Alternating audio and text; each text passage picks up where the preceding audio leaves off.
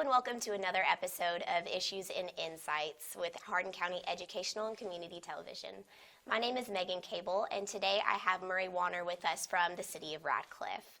Murray, thank you so much for joining us today. And a lot of people don't always know what type of positions are involved with city governments. And can you please explain to us what you do and how you serve the City of Radcliffe? Thank you, Megan. My name's Murray Warner, and I've been with the City of Radcliffe for a little over 23 years now. I work out of the planning department. A lot of people would say, well, what is planning? Specifically, planning and zoning. We also have building department within as a part of the department. They're located together. So essentially what our department's main permits would be zoning permits, building permits, and electrical permits. So when it comes to planning and zoning, people might have the question, well, what is that exactly?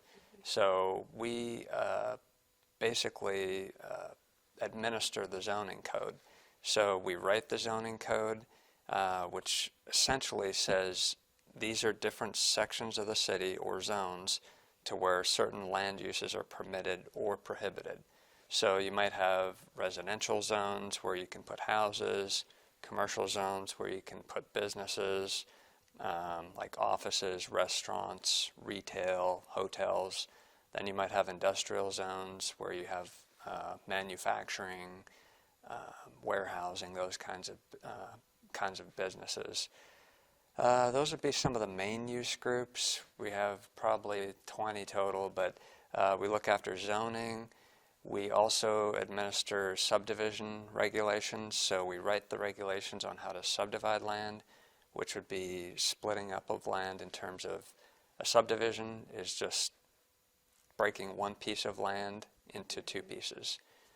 Parcels, lots, tracts, as people refer to them as. So we record these subdivision plats or maps, which are legal documents that show how land is broken up within the city. Other things we do is if there's a new business, we review site plans or development plans. So if you have a new McDonald's or Starbucks, we've recently had a new Starbucks, we would review where the building sits on the lot in relation to the property lines, where the driving lanes are, how many parking spaces, handicap accessible spaces.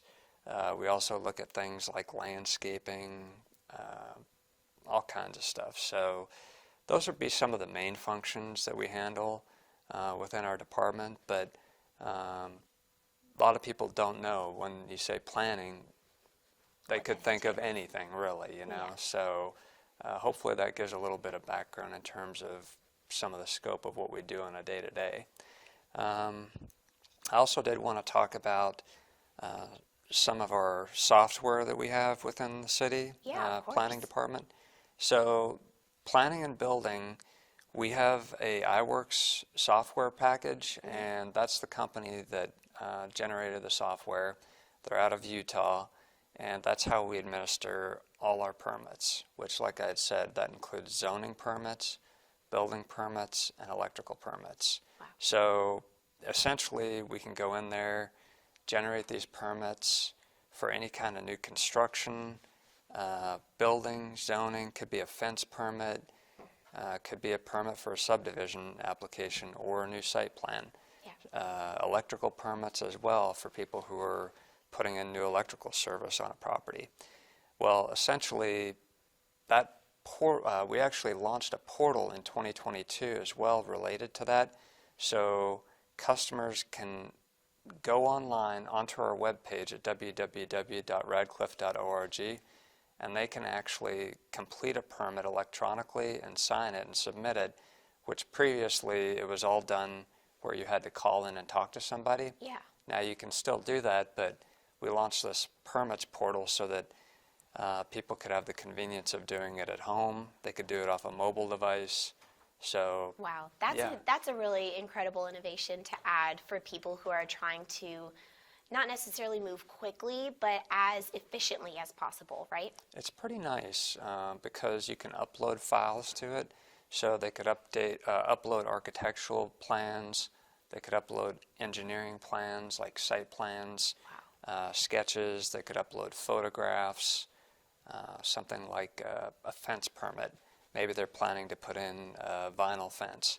They could take a picture of the type of fence that they're wanting to build and just upload it into the system with the application.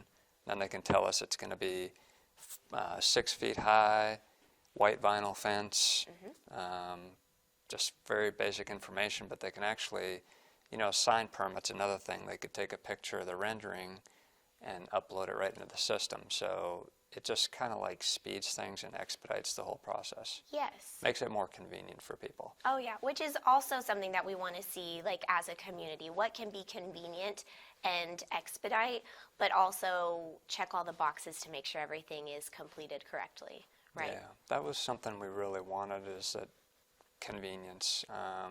We felt that it was important to just kind of modernize the way permits are processed and submitted as well. Just making it more convenient for people. We thought, well, this is a modern day and age. Someone can submit a permit on a weekend.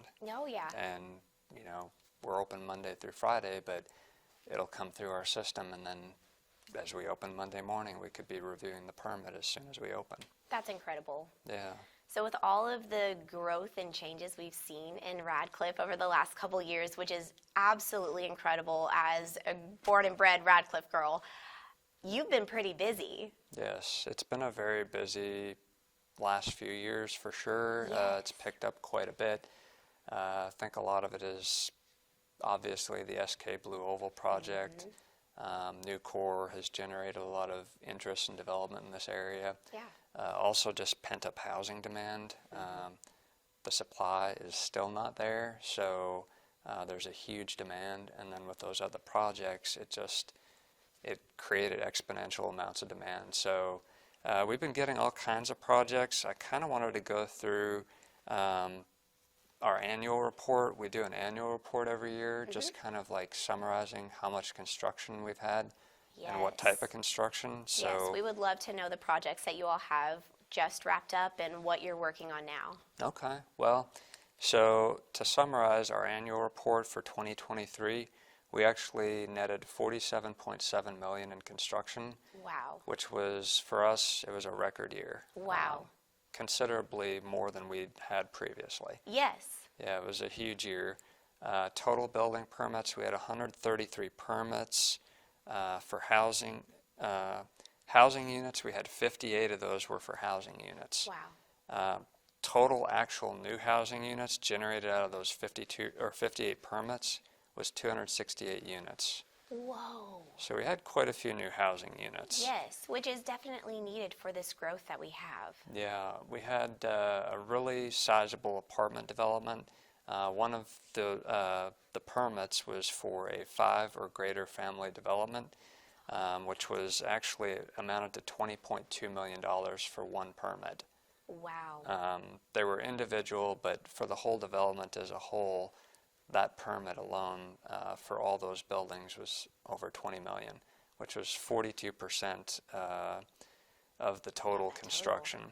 And that was the Gantry apartments. Yes. In behind Rural King. Yep. You've probably seen those going up. Oh, yes. 3-story apartments. There's 9 buildings, a pool, club, leasing office, clubhouse is also part of that. So that was a big one. We had non-residential additions, alterations, remodels, which was 20% of our value at $9.5 million in construction. So that included a lot of different projects. One was Walmart Supercenter. They expanded their online grocery pickup. Yes. So they built an addition for grocery pickup on the side. I did notice that. Yeah, because they didn't really have the space, and again, keeping up with modernization, technology, a lot of people are placing their grocery orders now and going for pickup, so they can just have them ready. It is so much more convenient for lifestyles. As a working mom with a toddler, I have to do grocery pickup because I just don't have the time. Yeah. So adding that space to Walmart and such a tight community there in Radcliffe, I can tell that is absolutely needed. Yeah, it was a big, really quite a large addition, a lot of extra parking spaces compared to what they had, but It was a big improvement.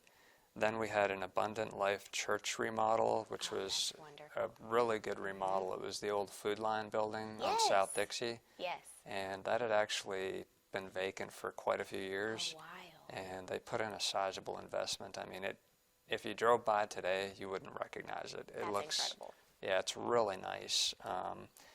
We also had Generations Family Dentistry did an addition. We had a McDonald's restaurant remodel, and T-Mobile also did a remodel next to Starbucks. Nice. Right at Lincoln Trail in Dixie. So that was a new store that got built there. Awesome. Another category where we had quite a bit of construction was single-family detached buildings. 16% of our net construction value was out of that category at $7.8 million.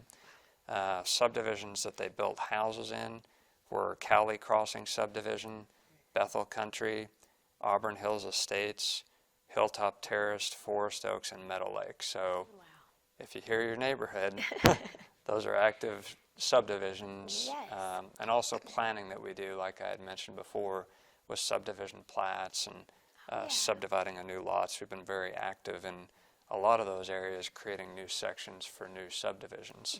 New roads are being built as part of those, so we review those as well through our engineer.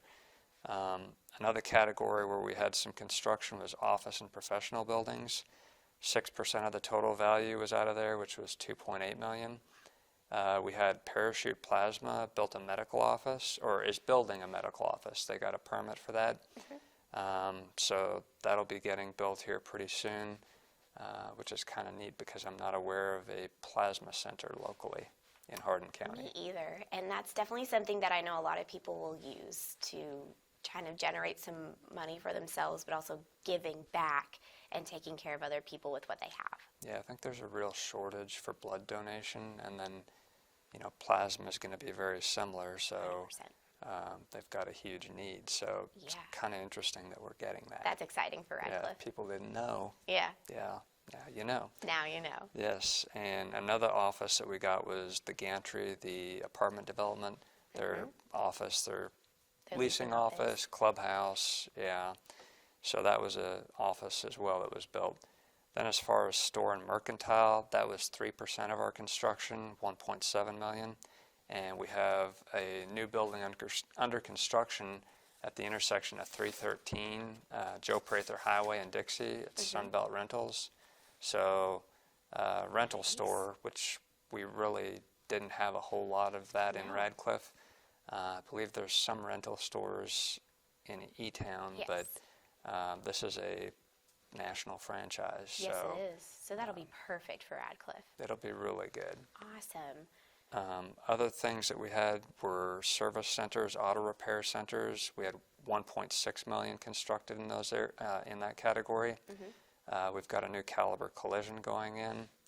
It's built now. Yeah. The signs on the building. So it's close to Centennial Avenue in Dixie. There's one in E-Town. They're getting to be quite popular. They are. Then we also had an educational building that was built for $750,000, and that was the Hardin County Schools Early Learning Academy preschool. So that was in that category. That used to actually be our library. Yes, so right across from North Hardin. Yes, it got repurposed as a preschool. That is wonderful. Yeah. And that's wonderful to hear that they were able to reuse that building and still for education and taking care of kids. Yeah, we're really happy that the county reinvested, county schools reinvested in the city. Oh, yes. Because they repurposed that building to meet a need. Yeah, which is So, a very large need for sure. And it went from an educational use to another educational use. Yes. So it was a good fit, and in that area too, like you said, it's across the street from North Hardin High School. You've got elementary schools on each side, so it wouldn't be a huge difference once parents go from that preschool to the elementary school. They're not going to be moving too far. Yeah, exactly. That's awesome. There's quite a few schools in the area, so it's a good fit for the area. Yes. Also, I wanted to talk about from our annual report some of the trends that we saw. So from 2022 to 2023, basically last year, or the year previous to last year, we had a construction analysis as part of the annual report. And essentially, I talked about a big bump up in our construction. It essentially in 2022 is 17 million going up to 47.7. Yeah. So that was actually Big a jump. 179% increase. Yeah, that's a Yeah. big jump. It was huge. And then our 5-year average from 2018 to 2022 was just over 11 million. So it was a record-setting year for us. Yes. And then total construction value in 2023 was actually up 318% from the previous 5 years. Wow. Yeah, so it was just like off the charts. So we're really seeing investing into the city of Radcliffe and trying to make that community just home and providing for all the families and seeing some really good new construction for them. Yeah, That's awesome. I mean, we've seen a huge increase, so we've been very fortunate, and I think that's going to continue as well. To summarize our total building permits in 2023, we had 133. The previous year, we had 108, which was up 23% from the previous year. Over the 5-year average, we were up like 4%. Wow. So everything was an increase. Total housing units, 2023 we had 268. 2022 we had 54. So that was, again, a 396% increase in housing units. That's incredible. Over actually the 5-year average, it was 892% higher. So like the numbers, you almost can't even wrap your head around No. them, like how big increases we had, really. Yeah, like it's wild. Yeah, I think, you think, well, it'll be hard to match that or exceed it, but we did approve last year another apartment complex that's similar to the gantry. It's Radcliffe Apartments on South Dixie, and the gantry was 216 units. Yeah. And I think this other one, Radcliffe Place Apartments, was over 260 units. So it's very similar in size, actually Yeah. a little larger. They have not pulled building permits on those yet. So Still in the beginning process. yeah, that's something we're kind of expecting right now. They've done some site work and excavation, so we're expecting that to be probably $20 million worth of construction. So we've been off to a good start this year already, but we think that projects like that will just bump us up even more. Oh, yeah. And speaking of the future, what plans are there for the future? So we've been actively working on quite a few subdivision plans in terms of different sections. We've had some rezonings. Mostly the subdivisions that I described earlier, Cowley Crossing subdivision, Bethel Country, everyone's looking to do new sections. So we're getting new road plans that are coming in with the subdivision plans. So essentially a lot of housing is being planned, and that's single-family housing. Yeah. So site-built homes. So when I kind of described the apartment developments, we do have those, but we're also being matched by a lot of single-family construction, Awesome. which really took off last year as well because Cowley Crossing, I know they saw a lot of housing starts through that neighborhood. Yeah. I have lots of friends who are realtors in the area, and they've been sharing so much in Cowley Crossing. So to see that growth of these beautiful new homes that are in Radcliffe is incredible. Yes, it's been pretty awesome. Other increases that we had last year, we had a lot of non-residential alterations, additions, remodels, a lot of residential additions, alterations, and remodels. So I think what's interesting about that is reinvestment. It's a key point that could be skimmed over very easily, but due to a lot of costs with new housing, because that has increased exponentially with inflation and interest rates. Yes. So now materials have gone up significantly. So not everyone, and plus there's the supply. Yeah. Not everyone can secure a new Get home. your hands on any of it. So a lot of people are reinvesting into commercial buildings that are existing.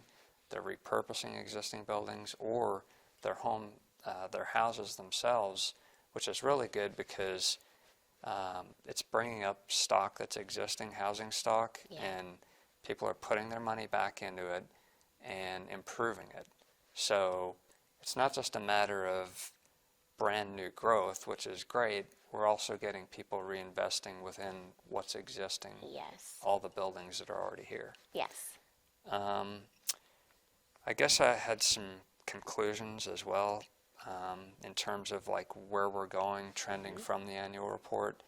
As far as the annual report was for 2023, I think we can expect to see a lot of continued growth. Yeah.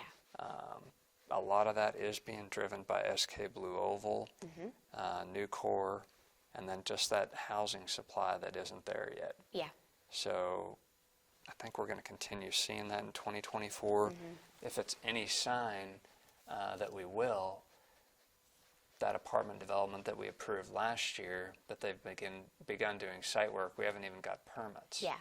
So we've already seen this huge growth this past year, and it's just going to keep on trending for the next year or several years as we see our whole county gaining a ton of new residents.